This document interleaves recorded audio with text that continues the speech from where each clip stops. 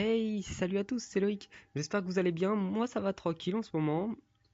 Aujourd'hui, je vais vous faire une vidéo sur un personnage du monde du football français qu'on aime ou qu'on déteste. Enfin, non, en fait, non, qu'on déteste tous. Jean-Michel Aulas. Et je vais vous faire les 5 déclarations les plus houleuses, on va dire, qu'il nous a faites sur ces dernières années. Numéro 5. Nous sommes sur la saison 2010-2011. L'OL est dans une très mauvaise période, vient de perdre contre Saint-Étienne.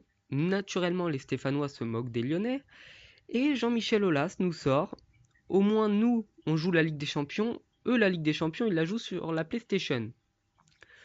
Les Stéphanois ne se laissant pas abattre, ils lui ont offert, en tribune présidentielle, une magnifique PlayStation. Numéro 4. Cette fois-ci, c'était lors d'un Saint-Étienne-Paris Saint-Germain. Les Parisiens avaient gagné 1-0, il me semble, sur un but assez litigieux.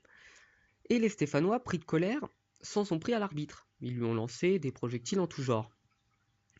Et Jean-Michel Aulas, qui n'était pas très actif pendant ce match, l'a été après. Et il a fait cette déclaration que je vais vous présenter. Là, Geoffroy Guichard s'apparentait plutôt à une poubelle qu'à un chaudron, vu le nombre de projectiles lancés sur les arbitres sur la pelouse. D'accord, il vient de comparer le chaudron à une poubelle. Enfin bref, on va passer au numéro 3. Visiblement, tacler les clubs et les joueurs, c'est pas assez marrant, autant s'en prendre aux consultants.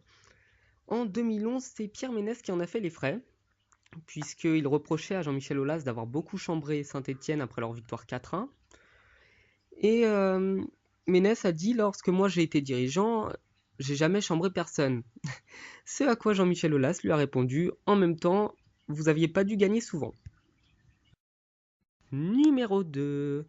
Nous sommes en mai 2010. L'OL galère pour se qualifier en Ligue des Champions.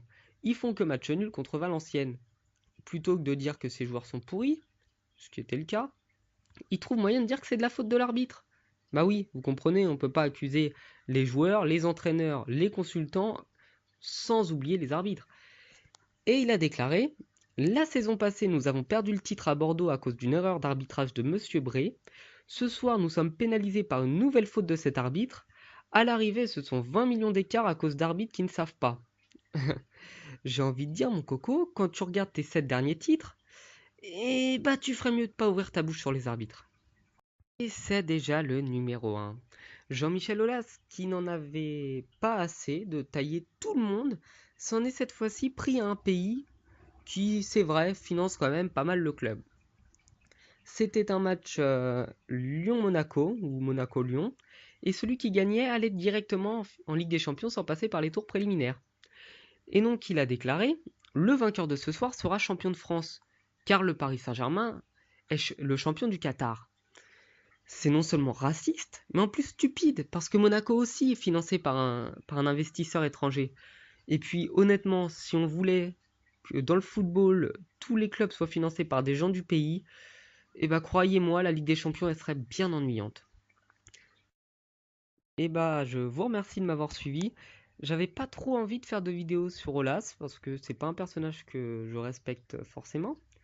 Mais là, les déclarations qu'il a fait avant le Trophée des Champions, et il a continué à tailler le PSG alors qu'il a pris 4-1 et qu'il n'avait pas à l'ouvrir, ça m'a motivé.